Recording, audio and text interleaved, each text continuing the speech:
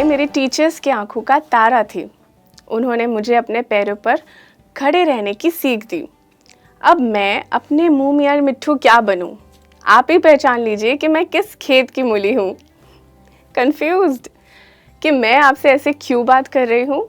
क्योंकि आज हम ऐसे ही कुछ मुहावरे यानी इडियम्स या फिर प्रोवर्ब्स के बारे में बात करेंगे।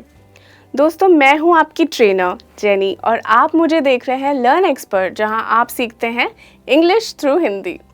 सो let's begin our lesson for today. दोस्तों, सबसे पहले जानते हैं कि इडियम्स या मुहावरे होते क्या हैं। मुहावरे शब्दों का खेल है। मुहावरों में हमें कोई ना कोई सीख ज़रूर मिलती है, जैसे कि बंदर क्या जाने अदरक का स्वाद। इसका मतलब है कि कोई मूर्ख इंसान किसी अच्छी चीज़ का मोल नहीं समझ पाएगा। ऐसे ही जीवन की कई सीख इन वाक्यों के द्वारा दी गई हैं। इंग्लिश में हम इन मुहावरों को इडियम्स या प्रोवर्ब्स कहते हैं। तो चलिए सीखते हैं ऐसे ही कुछ कॉमनली यूज्ड प्रोवर्ब्स यानी कि कुछ सामान्य मुहावरे। तो सबसे पहले है a piece of cake. A piece of cake, वैसे तो इसका हिंदी में ट्रांसलेशन यानी कि अनुवाद है एक केक का टुकड़ा, पर ये एक मुहावरा है। इसका मतलब है कोई ऐसी चीज़ जो बहुत आसान है। For example, passing my school exam was a piece of cake. मतलब स्कूल की परीक्षा में पास होना बहुत आसान था। वैसे तो हम में से किसी के लिए स्कूल की परीक्षा कभी आसान नहीं हुई होगी। मेरे लिए तो बिल्कुल नहीं थी, और आपके लिए? चलिए देखते हैं कुछ और sentences. Clearing the job interview was a piece of cake. Job interview clear करना तो मेरे बाएं हाथ का खेल था। Solving maths problems was a piece of cake for her. Maths के प्रॉब्लम सॉल्व करना तो उसके लिए बहुत आसान था। समझ में आ रहा है ना दोस्तों? चलिए बढ़ते हैं हमारे दूसरे मुहावरे की तरफ। हमारा दूसरा मुहावरा है once in a blue moon. Once in a blue moon मतलब कोई घटना जो कभी कभी होती है। For example, I go to the movies once in a blue moon. इसका मतलब है मैं सिनेमा देखने कभी कभी ही जाता हूँ। यह सिर्फ एक एग्जाम्पल है। हाँ, मैं तो जब भी कोई नई मूवी रिलीज होती है एकदम से देखने चली जाती हूँ। आखिर फिल्में देखना किसे पसंद नहीं है ना? चलिए देखते हैं कुछ और sentences. Rita meets her friends once in a blue moon. Rita अपने दोस्तों से कभी कभी ही मिलती हैं। He cleans his room once in a blue moon. ये काफ़ी होता होगा ना, स्पेशली विद द बैचलर्स, कि वो अपना कमरा कभी कभी ही साफ करते हैं। हमारा तीसरा मुहावरा है under the weather. Under the weather, weather का मतलब होता है मौसम। तो इस मुहावरे का मतलब है कि मौसम की वजह से तबीयत का खराब होना। For example, I did not go to work today as I was feeling under the weather. मतलब मैं आज काम पे नहीं गई क्योंकि मेरी तबीयत खराब थी। चलिए एक और उदाहरण देती हूँ। The star player was under the weather, yet he decided to play for his team. मतलब एक टीम का इम्पोर्टेंट या महत्वपूर्ण खिलाड़ी की तबीयत खराब थी, पर फिर भी उसने अपनी टीम का साथ दिया। ऐसे कई किस्से हम सुनते हैं जब भी कोई मैच होता है, या चाहे वो क्रिकेट का हो या फुटबॉल हो, कबड्डी हो या फिर हॉकी हो या फिर और कोई खेल, जहां हमें बताया जाता है कि किसी खिलाड़ी की तबीयत खराब है पर फिर भी उसने अपनी टीम के साथ खेला। ऐसे खिलाड़ियों की सराहना करनी चाहिए जो अपने बारे में ना सोचकर पहले अपनी टीम या देश के बारे में सोचते हैं, है ना दोस्तों? चलिए देखते हैं कुछ और sentences. She had to cancel her date as she was feeling under the weather. उसे अपनी डेट कैंसिल करनी पड़ी क्योंकि उसकी तबीयत खराब थी। Rahul missed school for a couple of days as he was under the weather, but he is fine now. Rahul को अपनी स्कूल मिस करनी पड़ी तबीयत खराब होने की वजह से, पर वो अब ठीक है। चलिए बढ़ते हैं हमारे नेक्स्ट मुहावरे की तरफ, जो है better late than never. Better late than never. Hindi में भी इसका एक मुहावरा है जिसमें बोलते हैं देर आए दुरुस्त आए। For example, he realised his mistake after long time but it's better late than never. मतलब उससे अपनी गलती का एहसास बहुत देर से हुआ, पर चलो देर आए दुरुस्त आए। ऐसा कई बार होता है कि हमें या हमारे किसी करीबी को जो गलती हुई है वो देर से समझ में आती है, या किसी चीज़ का एहसास जो हमें काफ़ी वक्त के बाद हुआ हो। और कुछ उदाहरण देखते हैं इस पे से। He submitted his assignment late, but it's better late than never. उसने अपने असाइनमेंट लेट सबमिट किए, बट ठीक है, एटलीस्ट कर दिए। Shyam was late for his football practice, but it's better late than never. Shyam late हो गए अपने फुटबॉल प्रैक्टिस के लिए, लेकिन चलो पहुंच तो गए। चलिए बढ़ते हैं हमारे अगले मुहावरे की तरफ, जो है beat around the bush. Beat around the bush. Bush मतलब तो झाड़ी होती है, पर यहाँ दूर दूर तक झाड़ियों से कोई लेना देना नहीं है। इसका मतलब है कि कोई बात घुमा फिरा के कहना।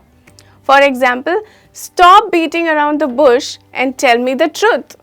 मतलब घुमा फिरा के बात करना बंद करो और सच बताओ। और एक एग्जाम्पल की तरफ देखते हैं, जैसे कि quit beating around the bush and tell me what do you want for Diwali. मतलब घुमा फिरा के बात करना छोड़ दो और मुझे सीधे से बताओ कि तुम्हें दिवाली का क्या तोहफा चाहिए। He kept beating around the bush until he was forced to perform on stage. मतलब वो घूमते फिरते रहे until and unless उन्हें स्टेज पे आके परफॉर्म करना था। बढ़ते हैं हमारे नेक्स्ट मुहावरे की तरफ। No pain no gain. No pain no gain, ये दर्द वाला पेन नहीं बल्कि मेहनत वाला पेन है।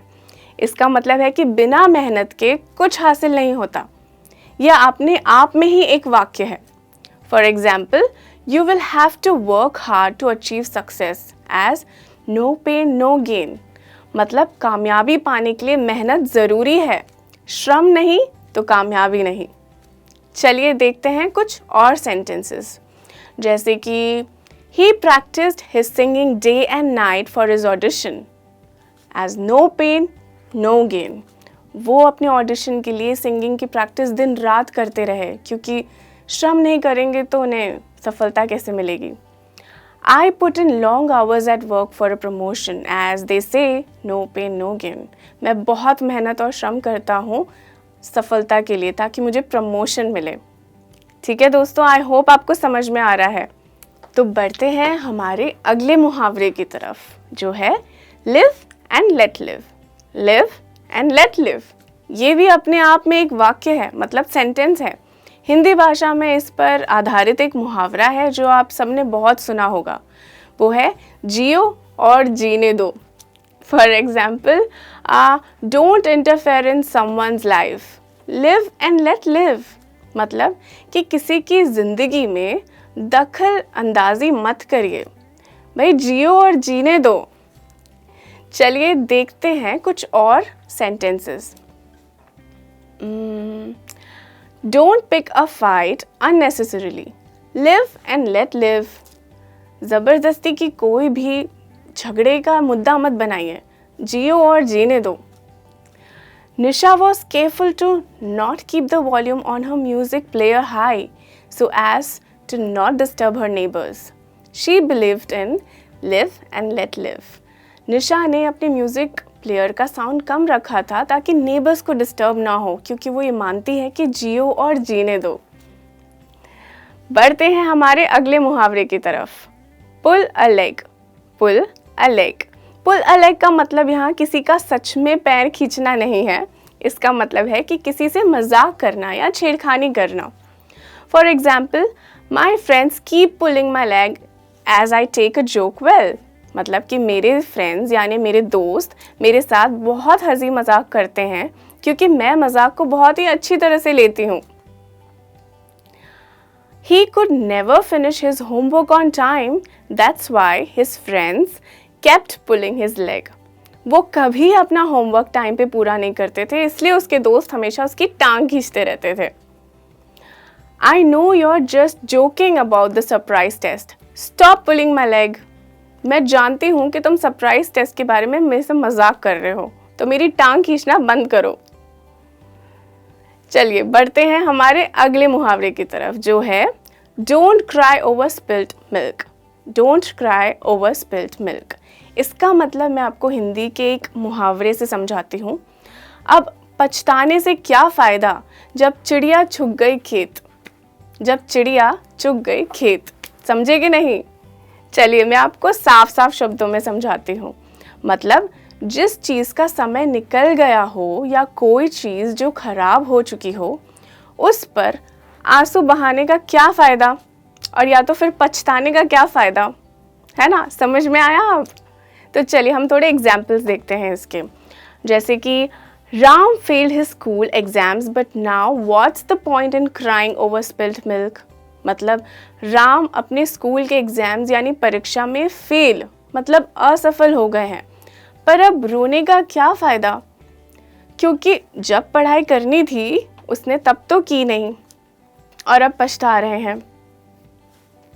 हम एक और एग्जाम्पल देख सकते हैं, जैसे कि she should have listen to her mom about that guy she was dating, but what's the point of crying over spilled milk now. उसे अपनी मम्मी की बात सुन लेनी चाहिए थी, वो एक लड़के के बारे में जिसके साथ वो डेट कर रही थी, बट अब क्या फ़ायदा। You should have been careful while driving. It would have not gotten scratched then. Don't cry over spilled milk. तुम्हें जब कार चला रहे थे तब आपको ध्यान रखना चाहिए था कि स्क्रैच ना लगे, अब तो लग गया, अब क्या फ़ायदा। समझ में आया दोस्तों? ये बहुत आसान है और बहुत ही इंटरेस्टिंग है इसे यूज़ करना। चलिए बढ़ते हैं हमारे नेक्स्ट मुहावरे की तरफ। It's raining cats and dogs. It's raining cats and dogs. Confused हो कि कैट्स एंड डॉग्स माने इन पशुओं की बारिश कैसे हो सकती है? वेल, क्योंकि ये सिर्फ एक सेइंग मतलब कि एक मुहावरा है। इसका मतलब सच में कैट्स एंड डॉग्स की बारिश नहीं हो रही। इसका अर्थ ये है कि बहुत बारिश हो रही है, बहुत ज़्यादा बारिश हो रही है। For example, it's been raining cats and dogs in Mumbai since yesterday. Yesterday मतलब जो गुजरा हुआ कल था, बीता हुआ दिन था। तो इस सेंटेंस का मतलब है कि कल से मुंबई में बहुत तेज़ बारिश हो रही है। तो अब देखते हैं इसके और कुछ examples. We should return home as soon as possible as it could rain or as it could start raining cats and dogs any time. हमें जल्द से जल्द अपने घर पहुंचना चाहिए क्योंकि किसी भी वक्त बहुत तेज़ बारिश हो सकती है। I won't be able to attend the party today as it's raining cats and dogs in my area. आज की पार्टी मैं नहीं अटेंड कर पाऊंगी क्योंकि मेरे एरिया में बहुत तेज़ बारिश हो रही है। ये तो अक्सर हमारे साथ होता है बारिश के मौसम में, है ना दोस्तों? तो ये थे कुछ कॉमन प्रोवर्ब्स जिसका इस्तेमाल आप रोज़मर्रा की ज़िंदगी में कर सकते हैं। आई होप आपको ये वीडियो लेसन पसंद आया हो और आप इन इडियम्स का, इन मुहावरों का आज से ही इस्तेमाल करना शुरू कर देंगे। ऐसे ही कुछ दिलचस्प बातें सीखने के लिए हमारे साथ जुड़े रहिए और बने रहिए लर्न एक्सपर्ट। लाइक और सब्सक्राइब करना मत भूलिएगा और हाँ, कमेंट में भी मुझे लिख के बताइएगा कि आपको ये कैसा लगा लेसन। मैं जल्द मिलूंगी आपको एक ऐसे ही नए इंटरेस्टिंग लेसन के साथ। तब तक के लिए keep smiling, keep practising English and take care. Bye.